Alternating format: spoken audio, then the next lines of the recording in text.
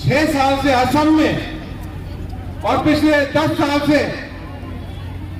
दिल्ली में और अलग अलग प्रदेशों के अंदर जिस तरह के कांटे के बीज बोए हैं, जिस तरह के बिरादरी के नाम पर, जाति के नाम पर, अमीरी के नाम पर, गरीबी के नाम पर, क्षेत्रवाद के नाम पर देश को तोड़ा जा रहा है, असम को तोड़ा जा रहा है।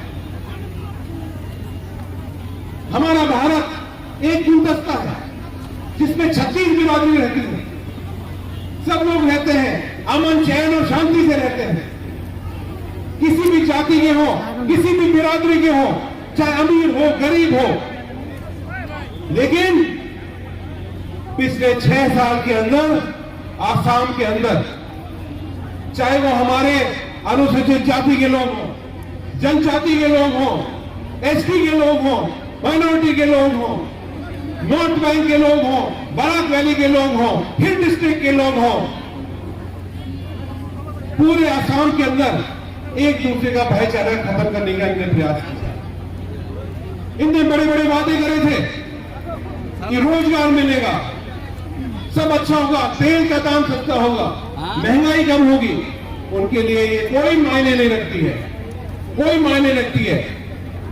जब पेट्रोल और डीजल का दाम बढ़ जाता है, जब कुछ न कुछ नया दंगा शुरू हो जाता है, जैसे लोग उसके बारे में ना सोचें और सिर्फ उनका एजेंडे के ऊपर ये चलते रहते हैं। आज हम डुबरी के अंदर एक बहुत ही डुबरी से हमने हमारा कार्यक्रम शुरू किया, क्योंकि एक बहुत बड़ा ऐतिहासिक स्थान है। यहाँ गायक प्रतिभा पांडे और निताई दुबेन घाट के रूप में शंकर आजाद जी का जो एक पुराना इतिहास था, भाईचारे का इतिहास था, उसको कायम करने का काम आज ये भारत जोड़ो यात्रा करेगी। मैं तो आपके इस मौके के ऊपर ये निवेदन करने के लिए आया हूं, आप सब लोग इस यात्रा के अंदर भाग लीजिए और एक आसाम को, जैसे हमने एक, आपको याद है चुनाव के अंदर एक नारा दिया था, आसाम आओ और आसाम को बचाओ, वो एक नारा आज वापस कायम है हमारे लिए। और खास तौर से डुबरी के लिए, क्योंकि आपके मैं एक बात इस मन से जरूर रखना चाहूंगा कि जो डुबरी के अंदर आपके सांसद महोदय आज असम को तोड़ने का एक बहुत बड़ा श्रेय जाता है, वो जाता है आपके सांसद महोदय का, क्योंकि भारतीय जनता पार्टी के एजेंट के रूप में काम कर रहे हैं। वो उन्होंने आपका एक एक वोट बेच दिया है और अगर के पेड़ खरीद दिए हैं, ये उनका काम है। जब अजमल जी के भाई बोलते हैं विधानसभा के अंदर कि सबसे अच्छा मुख्यमंत्री देश के अंदर कौन है, हिमंता बिस्वा शर्मा, तो बीजेपी के एजेंट के रूप में अजमल जी काम कर रहे हैं। आपका विश्वास, आपने उनको सांसद बनाया, आपने उनको पार्टी को मान और सम्मान दिया, लेकिन उस मान और सम्मान का कोई कदर नहीं करी होगी। उनमें सिर्फ अपना फायदा होगा, अगर उसके पेड़ मिल जाएंगे, हमें पैसा मिल जाएगा सरकार से, हमारा फाउंडेशन चलता रहेगा, अमित शाह से हाथ मिला लो, आपके हिमंता बिस्वा शर्मा से हाथ मिला लो, आपके साथ बहुत बड़ा विश्वासघात किया। अपने आप को मौलाना कहते हैं, वो किस कैसे मौलाना है, जब खुदा के सामने इतना बड़ा गदर किया है, तो उसके सामने उनको कोई हक नहीं है वोट मांगने का। आज जो पूरे आसाम के अंदर जो व्यवस्था खराब हुई है, उसका भारतीय जनता पार्टी अकेली जिम्मेदार नहीं है, उनका हाथ पकड़ रखा है AIUDF ने। ये मैं आपको इस मन से कहना चाहूंगा।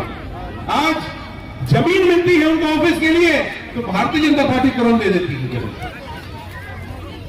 तो आप सोचिए कि किस तरह का व्यक्ति को हमने यह गलती करके जिताया है। आगे के लिए आप सब सतर्क रहिए, ये भारतीय जनता पार्टी के एजेंट हैं, इनके दलाल हैं, इनको डुबरी के अंदर घुसने का कोई हक नहीं है। आपसे बहुत बड़ा दगा किया है इन लोगों ने। इसके साथ साथ मैं आप सब लोगों से एक बात और हाजिर कहना चाहूंगा कि आपने तो वो समय देखा है, मेरे जो चाचा जी यहाँ बैठे हुए हैं, इनकी उम्र बहुत उम्र है इनकी, जब शायद मैं पैदा भी नहीं हुआ हूँ या स्कूल में पढ़ता होगा, वो भी इनने समय देखा है। जब आसाम चल रहा था, यहाँ कोई बाहर नहीं निकल सकता था 5 बजे के बाद। उल्फा ने पूरा असम के अंदर कब्जा कर रहा था, मालूम नहीं था किसकी सरकार। उस समय पर साइकिया साहब और तरुण गोगोई जी के दूरदृष्टि से आज ये असम के अंदर आप देख रहे हैं कि पूरे असम का चौमुखी विकास हुआ है। इस 6 साल के अंदर, चाहे वो सोनोवाल की सरकार हो, चाहे हिमंता बिस्वा की सरकार हो, एक काम भी कुछ करा है तो बताया इस मंच के ऊपर। कोई काम नहीं करा, सिर्फ भाईचारे को खत्म करने का काम करा है। आज बेरोजगार हमारे नौजवान साथी यहां बैठे हुए हैं, कितनों को रोजगार मिला है? हाथ खड़ा करके बताइए। एक भी हाथ खड़ा नहीं किया। मेरी माता बहनें वहां बैठी हुई हैं, जब ये आज घर जाएंगी, अपना खाना बनाएंगी, तो इनकी आंखों में आंसू आएगा। कि चाहे गैस सिलेंडर का दाम हो, चाहे तेल का दाम हो, चाहे आलू प्याज का दाम हो, आसाम की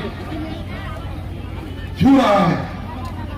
तो मैं तो ये निवेदन कर रहा हूं इस सरकार के, पूरे आसाम के अंदर धुबरी से लेकर सदिया तक इस सरकार की उल्टी गिनती शुरू हो चुकी है। जो बड़े बड़े वादे करे थे, एक भी वादा पूरा नहीं कर पाए। जनता चुनाव का इंतजार कर रही है और यहां आपके दोनों मुख्यमंत्री, पूर्व मुख्यमंत्री और मौजूदा मुख्यमंत्री, दोनों सिर्फ दिल्ली के हुक्म पर चलते हैं। एक का तो रिमोट कंट्रोल मोदी जी के पास है, सोनोवाल जी का। दूसरे का रिमोट कंट्रोल अमित शाह के पास है। अडानी, अंबानी जैसी कंपनियों को पूरा आसाम को बेचा जा रहा है। ये आज हर नौजवान साथी आसाम का हर व्यक्ति समझता है।